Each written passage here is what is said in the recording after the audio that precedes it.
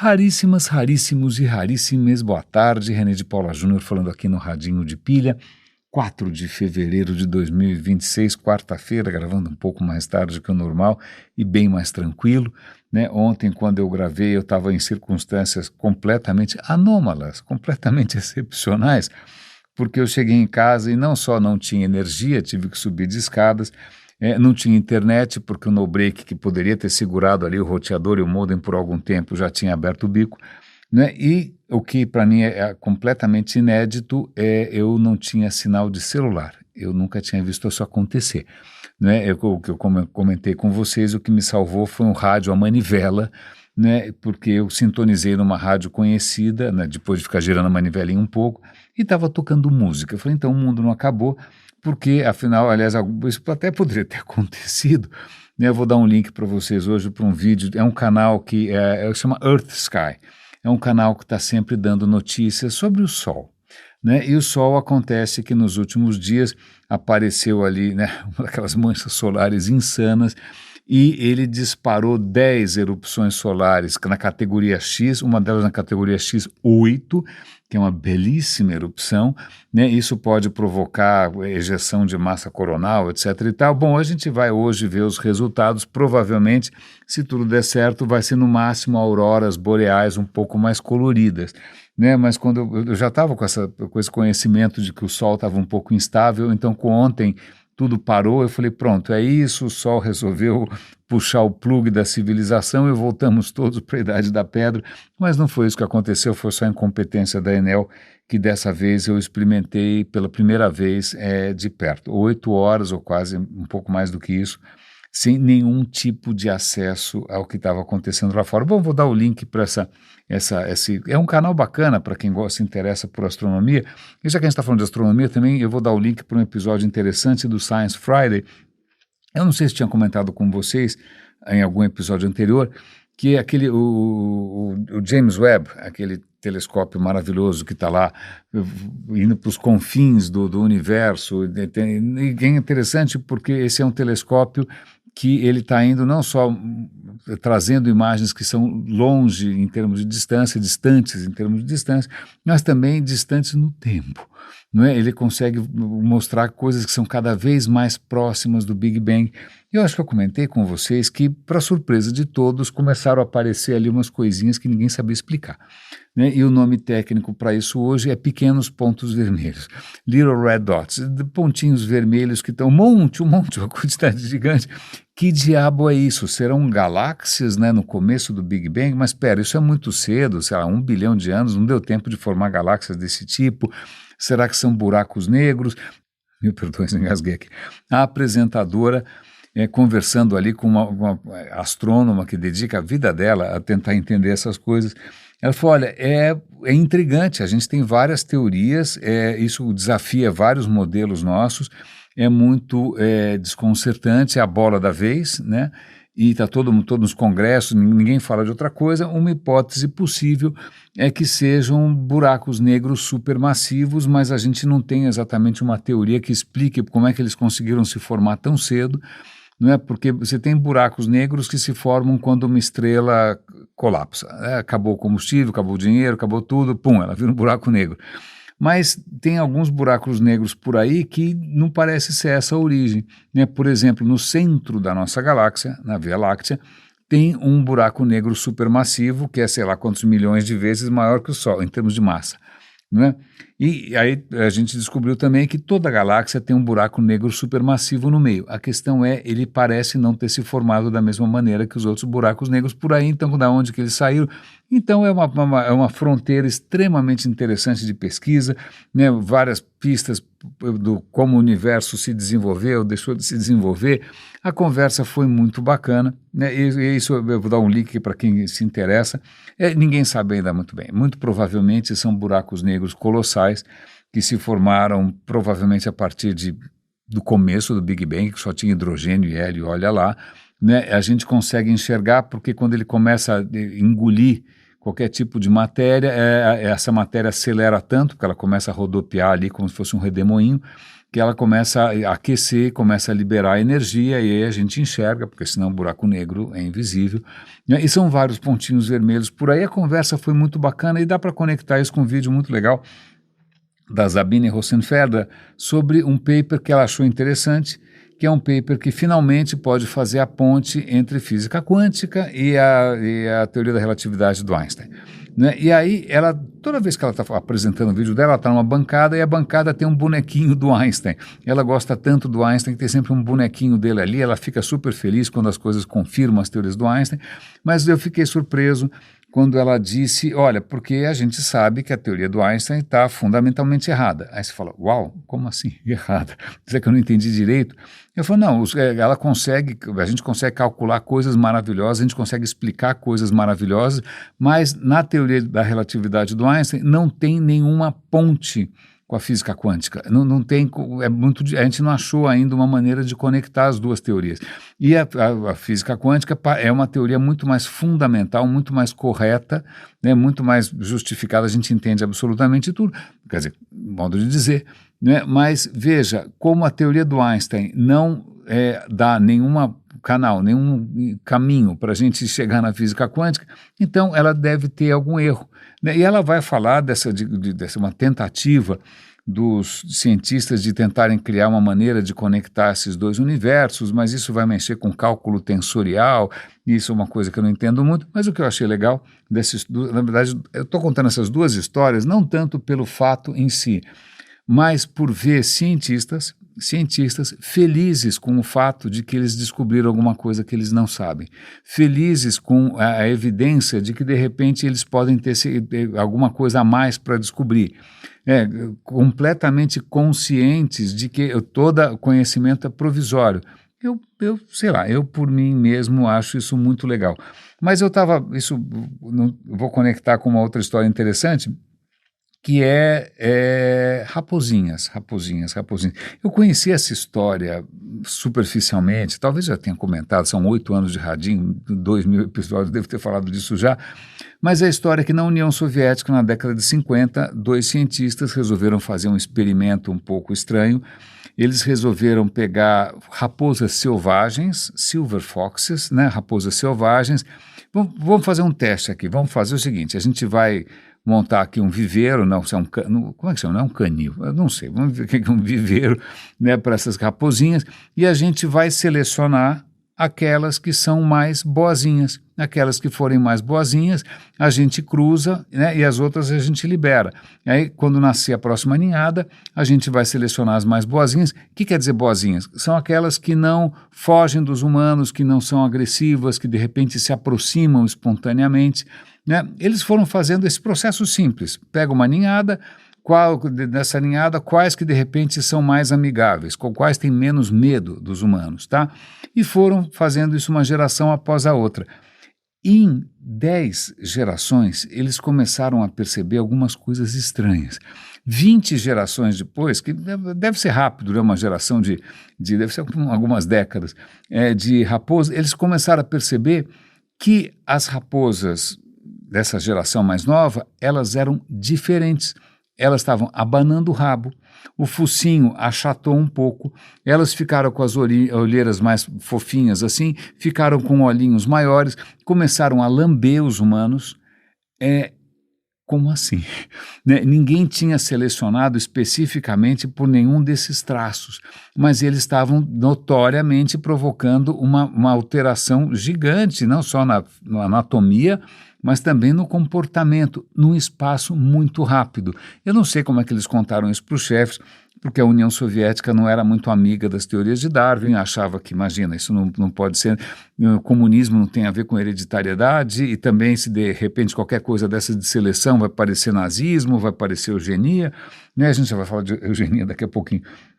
Mas, pois bem, esse episódio do Science Friday, não era sobre raposas, mas era sobre cãezinhos que muitos de vocês devem ter, né, criaturas adoráveis, né, que amam você incondicionalmente, que abanam o rabo quando você chega, né, e a pesquisadora está contando o trabalho dela de tentar entender a história do cão doméstico. Quando que ele começou a ser domesticado, quando que ele começou Como é que foi esse processo? Né? E a questão é um pouquinho mais complicada do que parecia inicialmente. Sim, os cães vieram dos lobos, mas não é de qualquer lobo, vieram de lobos que são da Europa Oriental, né?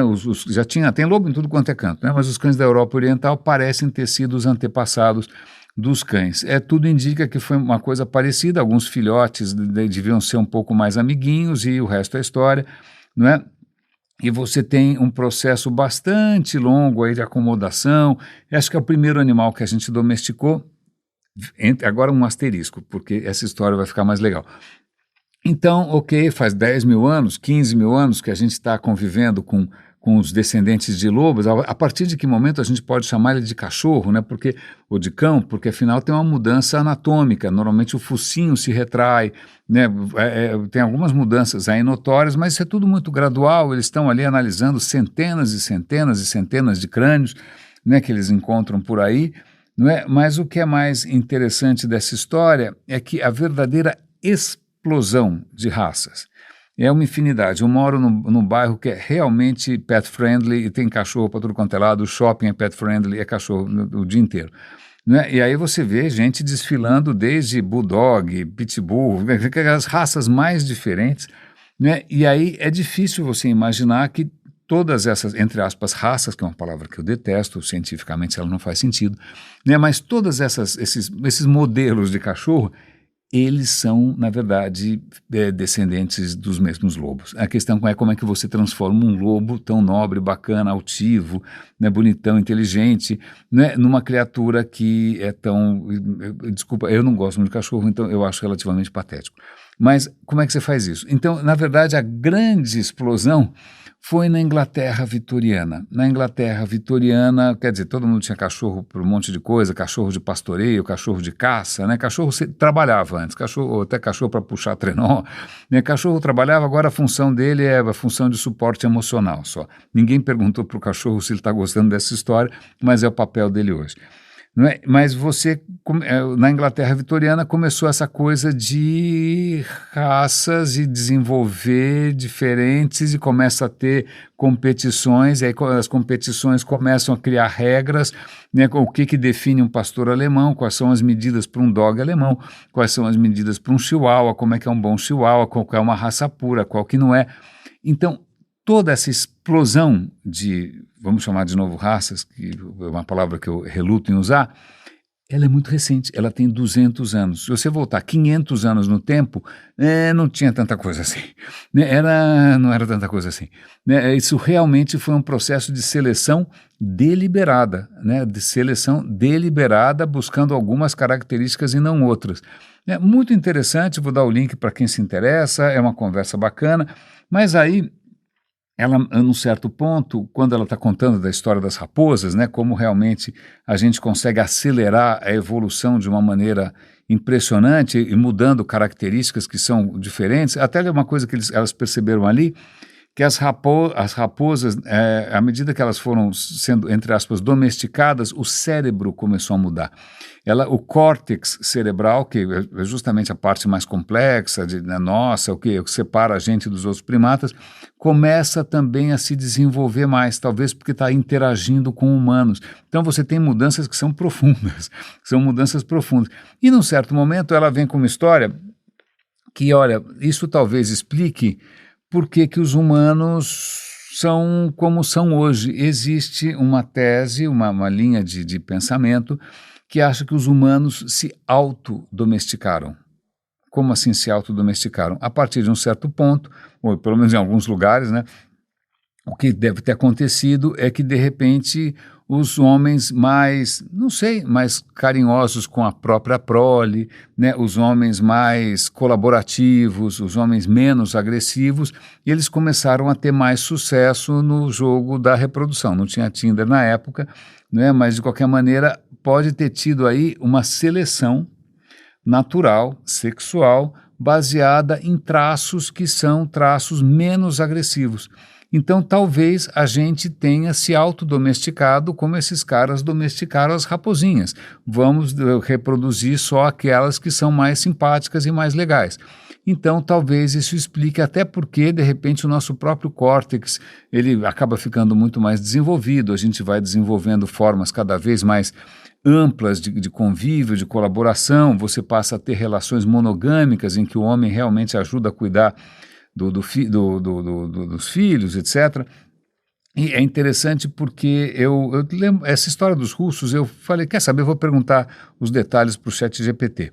Né? E aí eu vou passar a conversa para você, ele está fazendo um resgate dessa história toda com muito mais informações, e ele mesmo levanta essa história da autodomesticação, que isso talvez explique por que a sociedade teria se tornado um pouco menos belicosa, um pouco menos beligerante, não é? E a gente tem se tornado cada vez mais social. Nós somos uma espécie hipersocial, né? A gente é difícil encontrar uma espécie que seja tão receptiva a conversar com desconhecidos, né, a fazer coisas com pessoas que você não conhece. Né? Mas aí é interessante, porque num certo ponto o ChatGPT, para estender a conversa, ele me fez a seguinte pergunta, você quer que a gente converse um pouco aqui sobre o que acontece quando a agressividade é selecionada? Quer dizer, quando uma sociedade, ao invés de, sei lá, favorecer ou valorizar, ou, sei lá, enaltecer, não é a palavra que você quiser, né? Pessoas que têm um temperamento mais dócil, mais colaborativo, mais sociável, ela começa a valorizar os comportamentos mais agressivos. O que acontece? Adivinha? É desgraça. Né? E aí o ChatGPT vai lembrar de vários momentos na história em que a agressividade passou a ser vista como uma virtude, não como um vício, não como um pecado. Então, eu já comentei aqui com vocês que para um nazista o cristianismo era um completo delírio, porque onde já se viu essa história de empatia, compaixão da outra face, né, a gente tem que ser impiedoso, a vida é uma selva, né, e aí vamos competir aqui pela agressividade. Aí vai contar de inúmeros outros momentos, ele vai contar do Khmer Vermelho, não, Khmer Rouge também, você vai selecionar as pessoas que são mais impiedosas e vai sair correndo atrás de quem for um pouco mais intelectual. E ele vai falando vários exemplos históricos em que isso foi a agressividade.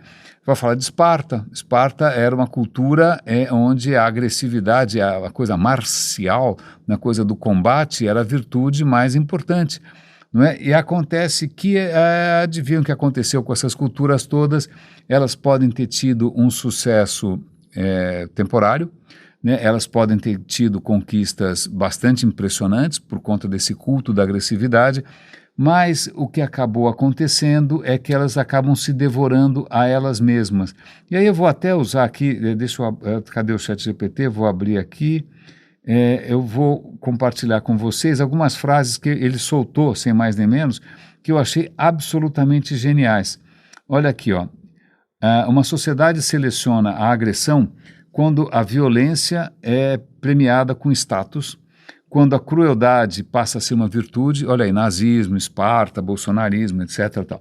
Quando a empatia é punida como fraqueza, eu falei para vocês recentemente, acho que foi o antepenúltimo episódio, foi da guerra americana contra a empatia, né? Muitos cristãos dizendo que a empatia é um pecado, não é coisa do demônio, né? E quando o medo acaba sendo o principal mecanismo de controle, né? De coordenação. Mas o que é muito interessante, que aí eu achei legal essa colocação, né, que quando isso acaba se tornando institucional, então as escolas vão treinar a obediência, a lei vira punição, né, a arte vira propaganda, a linguagem vira slogans, né, e a polarização, quando você discorda, isso é tratado como heresia, como pecado, e você vai ser provavelmente... Aí vem tudo, vem essa mitologia racial nazista, vai falar aqui do Khmer Vermelho e tal. Mas aí o que eu achei muito bacana é a frase que ele colocou, que é o seguinte: quando os hormônios de estresse sobem, a cognição social cai. Ou seja, a gente emburrece. A agressividade emburrece e a sociedade acaba ficando mais fragilizada, né? E ele fala, olha, tudo bem, você vai eventualmente se expandir rapidamente, mas isso não é sustentável. Aí mais uma frase que eu achei muito bacana, estou dando crédito aqui para o cara, achei, está aqui. Sistemas agressivos vencem batalhas, mas perdem os futuros. Isso eu achei absolutamente genial. Isso é para a gente pensar, fica na cabeça, ainda mais que a gente está vendo investidores contratando CEOs cowboys, essa coisa toda de tiro, porrada e bomba, né? Essa coisa da obediência cega, esse culto da crueldade, da intolerância feito pela extrema-direita e também por gente de extrema-esquerda, não é muito diferente. Né? E isso eu vou conectar agora, só para a gente encerrar, vai ser um episódio um pouco mais curto, com um raríssimo, muito querido, me mandou o link para uma história que eu conhecia muito superficialmente. Eu mencionei aqui a história de eugenia, mencionei aqui a história de supremacia racial, mencionei aqui a história do nazismo. Pois bem, quem inventou essa história de eugenia e supremacia racial, etc. e tal, não foram os alemães. Infelizmente não. A palavra eugenia nasce na Inglaterra, com um cara chamado... Perdão, uma pequena pausa aqui para limpar a garganta. Essa história de eugenia, a ideia de que você possa melhorar a raça, por assim dizer, como é que você torna uma raça mais, sei lá, com mais chances de sobrevivência, a ideia de que possa ter gente, né, mais digna de reproduzir do que outras, nasce de um personagem chamado Francis Galton. Galton, curiosamente, eu tenho aqui na minha prateleira um brinquedo educativo, que é uma prancha com umas bolotinhas que você vira para cá e vira para lá e ela faz uma curva normal. É meio para mostrar como que é uma curva normal, como que as probabilidades se distribuem. É um instrumento de ensino de matemática e de estatística, e eu reconheço aqui que estatística nunca foi meu forte, probabilidades menos ainda.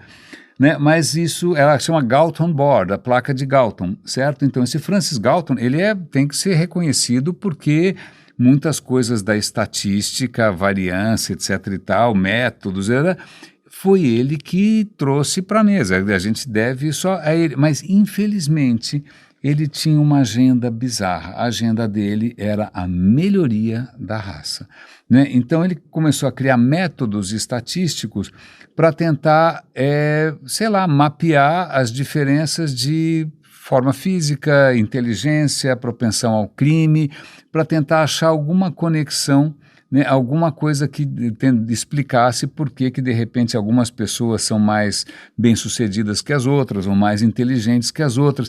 Então, infelizmente, a gente comentou isso ontem das métricas, né, o pesadelo. Quando você cria uma métrica, a métrica tem algum efeito normalmente de distorção da própria realidade, ou tem uma agenda oculta também. Nesse caso, esse interesse dele por médias, desvios, etc. e tal, era uma maneira de... Eles estão citando aqui um outro cara chamado Pearson, que dizia que uma sociedade só avança pela guerra contra as raças inferiores. Então, veja, a palavra eugenia nasce com esse cara, ela é levada para os Estados Unidos por um outro maluco, e nos Estados Unidos isso faz um sucesso danado, isso começo do século passado, né, final do século XIX, começo do século XX, começa a fazer um sucesso danado, e isso dá origem a vários projetos públicos de, entre aspas, melhoria da raça. Esse exame SAT que é feito nos Estados Unidos, em princípio era para detectar ou para tirar fora os alunos que eram racialmente inferiores. Né, você passa a ter instituições para você eventualmente castrar a gente que fosse incapaz ou que fosse violenta. Você começa a ter leis pseudocientíficas para tentar justificar o racismo e a discriminação. Né?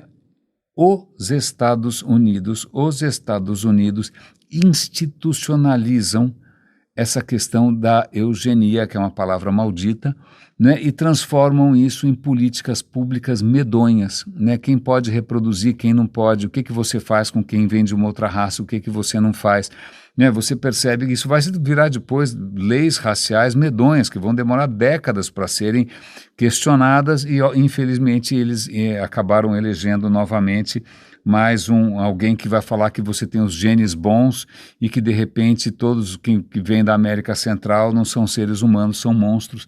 não é? Mas veja que coisa bastante peculiar que a estatística que todo mundo deve estar usando aí no trabalho, fazendo curvas assim assado, nasceu justamente como uma ferramenta de, entre aspas, controle, né? Como é que você elimina as raças inferiores, como é que você prioriza as raças inferiores, como é que você dá mais chance para algumas pessoas do que outras.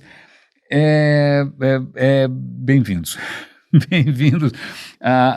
Aí fica essa pergunta, no ambiente em que você cresceu, no ambiente em que você trabalha, né, no país que você vive, no tempo que você vive, o que está sendo valorizado? Está sendo valorizado as pessoas que estudam, as pessoas que colaboram, as pessoas que são generosas, ou a gente está selecionando sem parar pelas pessoas que são gananciosas, que ostentam, que não têm, né, que são absolutamente belicosas, que vão defender a violência. Eu acho que de uns tempos para cá, infelizmente, o digital acabou servindo para uma seleção, entre aspas, natural, que está justamente fazendo com que o mundo dê um tiro no pé. Fica aqui essa pulguinha atrás da orelha, né? Na empresa que você está, quem é o cara mais valorizado?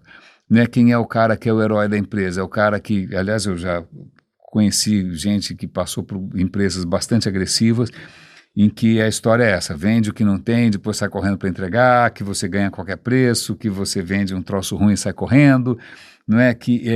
E que, de repente, muitas vezes aquele cara que mais, como eu ia dizer, agrava, né, essa situação de competição e que simplesmente vai excluir personagens que sejam mais cooperativos, que pensam mais no longo prazo, que sejam mais amigáveis. Eu acho que isso está acontecendo e eu não sei como que a gente reverte isso, se é que tem alguma maneira. Esparta não terminou bem, os nazistas não terminaram bem, quer dizer, estão ressuscitando agora, né, por conta de narrativas fantasiosas e pela exploração do preconceito, sobretudo pelas plataformas, mas a gente continua aqui, né, levantando a nossa bandeira modesta, né, tocando adiante aqui esse nosso barco também um pouco quixotesco, não é? Tentando selecionar aqui as coisas que nos tornam mais dignos, mais humanos, né? Mais vivos. Raríssimas, raríssimos e raríssimos, cuidem-se, por favor. Um grande abraço e até amanhã.